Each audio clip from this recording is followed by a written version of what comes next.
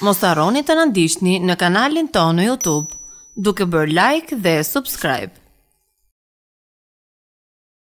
Kufijt e BE-s mund të mbeten mbyllur për vendet e Ballkanit Perëndimor edhe pas një korrikut. Pandemia e koronavirusit ka sjellë situata të vështira në shumë sektor, ndër më problematikët mbetet çështja e kufive dhe lëvizjes së lirë, e cila fatkeqësisht u kufizua në mbar globin prej infeksionit. Duket se kufijt e jashtëm të Bashkimit Evropian do mbeten të mbyllur për vendet e rajonit të Ballkanit Perëndimor edhe pas datës 1 korrik, e cila ishte caktuar si data për hapjen e tyre.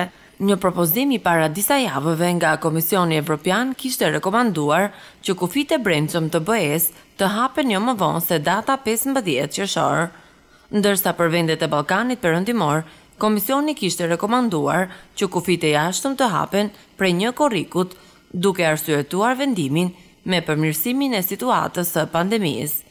Madje KE kishte konstatuar se kjo situatë në vendet e Ballkanit Perëndimor është e ngjashme apo edhe më e mirë sesa në vendet e BE-s. Prej atij momenti situata ka ndryshuar negativisht, pasi në rajon është vënë re një shtim i numrit të rasteve të prekurve me koronavirus.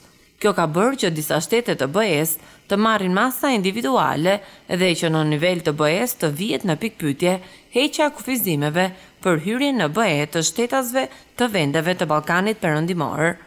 Adalbert Jans, zëdhënësi për çështje të migrimit në Komisionin Evropian, ka thënë se u takon vendeve anëtare të vendosin për heqjen apo jo të kufizimeve për qytetarët e Ballkanit Perëndimor. Rekomandimi për heqjen e kufive nuk ishte vetëm për shkak të situatës epidemiologjike, por edhe për shkak të raporteve të BE-s me atë rajon. Sa i përket situatës, ne jemi duke ndjekur me shumë kujdes. Diskutimet në Këshill janë në vazhdim me sipër, edhe në ato diskutime merret parasysh edhe situata aktuale epidemiologjike.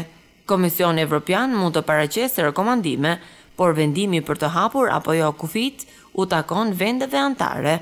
Disa vende anëtare të BE-s tashmë janë duke i rritur masat për kufizimin e hyrjes së shtetasve nga vendet e Ballkanit Perëndimor. Mos harroni të na ndiqni në kanalin tonë në YouTube, duke bërë like dhe subscribe.